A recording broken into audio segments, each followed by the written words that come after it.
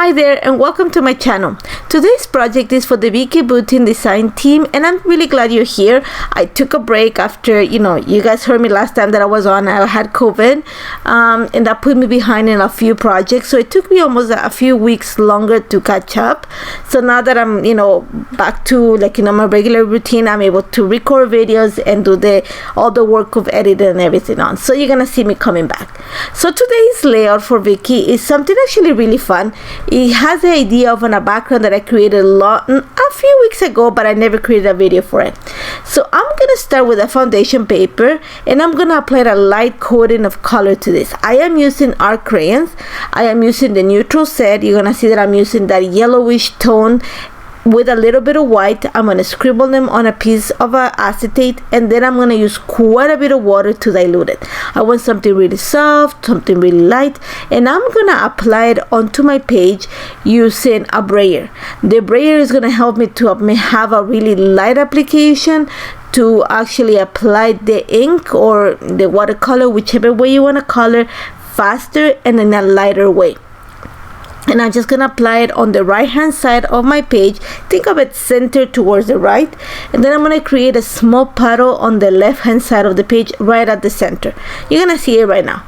Once I have that, whatever's left over of the liquid watercolor, I'm just going to apply it. I'm going to use it to create splatters on my page, and then I'm going to set my page aside to dry completely. Simple as that. Now, this is one of the things that you can omit if you want to repeat that. I want to do it because I wanted a base of color. Now, what I'm going to do is, like I said, I'm going to let it dry. What I'm going to show you is actually STENCIL stamping. It's something that Vicki uses a lot. And I created a project, I think, in January when I did not add the color to the background. Instead, I used the STENCIL stamping and then a second color to create a frame for my layout. So this time, I'm going to show you how you do it.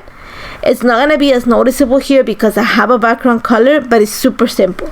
So I am going to use 2 pieces of acetate here. I'm going to use one to add, and again I'm using the neutral set. There's like a greenish olive tone. I'm going to scribble quite a bit of that color onto a piece of acetate, and then on another piece of acetate I am going to use the lightest color of blue art crayon. This is from the cool set, to scribble again quite a bit on the second acetate. I'm gonna need a little bit of water and I'm gonna need a stencil brush. So the water we're gonna use to dilute that green, that olive tone of our crayon. We want to make sure that that is really liquidy. So you're gonna add quite a bit of water. You're gonna use quite a bit of our crayon. You want it to be liquidy but pigmented. So that's the best way that I can tell you. Once you have it already, there's 2 ways that you can go about this. You can go ahead, you're gonna see me do it. I'm gonna show you the one the one technique, and I'm gonna show you just so how I will do it, and I'm gonna show you the 2 ways that I'll do it. First thing you can do is you're gonna go ahead and use your brush to paint the back of your stencil. And I'm painting the back of my stencil to avoid getting the edges of the stencil. I don't want the rectangle shape. I just want the inside area of the stencil. So again, this is a simple way to do it, but it takes a little bit of time just because you gotta make sure that you hit all the edges. So the second way of doing it, and it's a faster way, but it takes a little bit of extra work, is you're just gonna lay down your stencil on top of the liquid watercolor. Once you have that ready, you're gonna lift it up.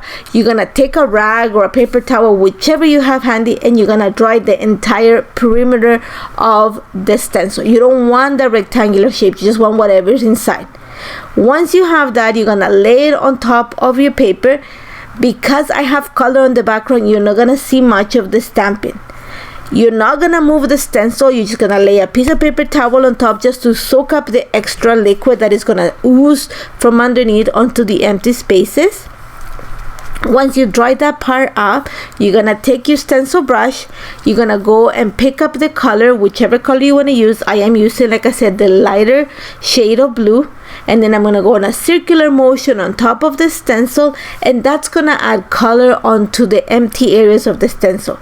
Now, what happens is when you lift the stencil, you're gonna have 2 different colors on your background. You're gonna have that white area of the stencil is gonna be permanent on your page, whatever color I had the diluted ink. And then you're gonna have the second color, which is gonna color the inside of your stencil. Like I said, it's barely noticeable on my page because I have a color on the background. You can see it at the bottom and the top parts of my stencil because I don't have that much of a color application on the background, but it creates this beautiful two-tone of the same details. Okay, so very fun. You're gonna see that once I do that, I'm gonna repeat the process on the left hand side where I created that small little patch of color, and then I'm gonna stretch my design. I want it to look like a crescent moon a little bit, but I want to be really soft at the top, at the bottom, kind of fading towards the top at the bottom of the page. And you can actually see the stencil stamping better in this area because I have a lot more of white space.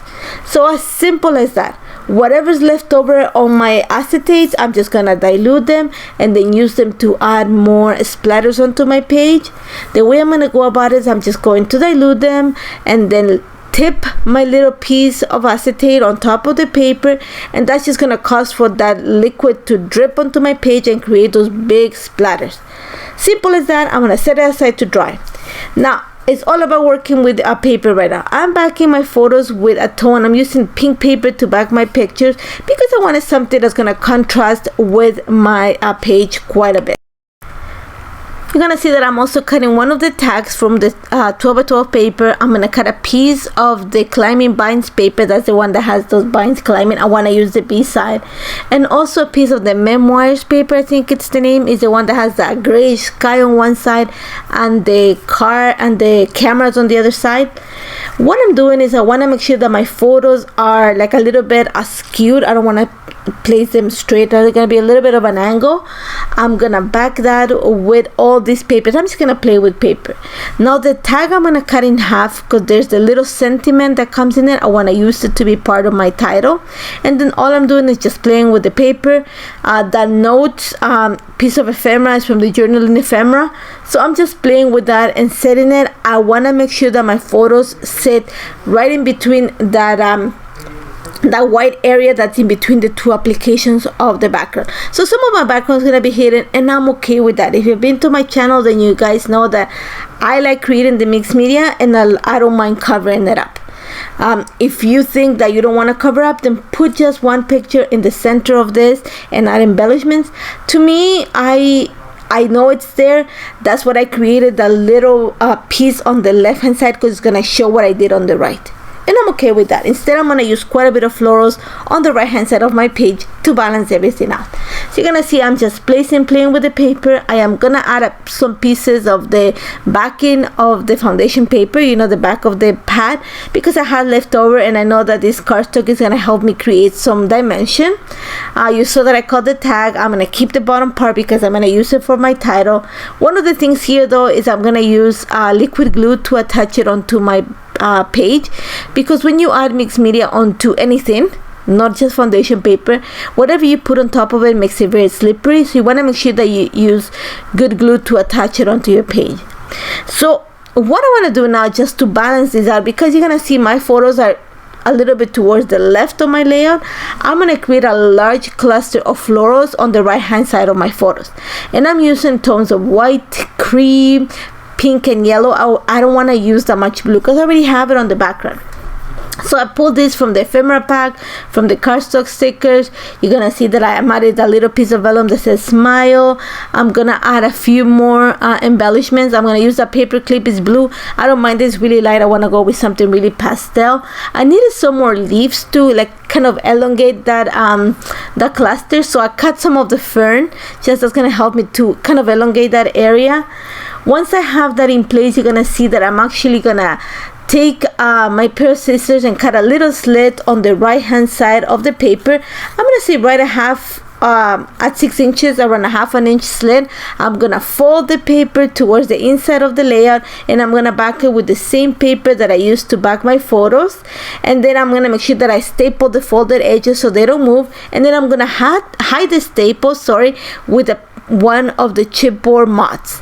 And then just to bring more of that, like, you know, butterfly theme, I had some leftover mods that I had used in another projects, so I'm going to use them just here to elongate the design and tie everything together. For my title, I am using one of the puffy words that says you, and then the leftover piece from the tag, there's a little sentiment that says one of a kind. That's going to be kind of the second part of my title, so it's going to be you, one of a kind, and I'm going to place that on the right hand side of my layout in between the florals and the folded area that I created. I'm just going to add a few more pieces of embellishments. I think I added another small cluster of florals on the left hand side of my page, and then I'm just gonna add a few of those washi tape words that come in the tablet. One of the things that I struggled here was when I went in to add my title, there's those puffy butterflies that come in there. I wanted to add them throughout the layout, but I found that they were really small, so that's what I decided to use the fussy cut mats that I have from another project. Instead, I put one of those little pink butterflies and just used it to just kind of cluster a little bit more embellishments onto my title. Just to finish all of that, I am actually going to use a little bit of gold ink on my page. I'm just gonna apply it throughout my page. You can easily download some gold glaze and just apply it, kind of splatters. I did not have my gold glaze at hand, so I always have gold ink on my table, so I added that. And then I'm gonna add my lines to journal at the bottom of the photos in that space there, and that's about it. I love how this turned out. This was super fun to put together. It was fun to go back into playing with mixed media and just recording the process. And like I said, I'm gonna come back and do more projects for you. I hope you like this. As always, if you have any questions, do not hesitate to contact me. Thank you so much for joining me, and don't forget to subscribe to the channel because I'm going to keep adding more projects for you guys to see. Thank you so much for everything, and I hope to see you next week. Take care, guys.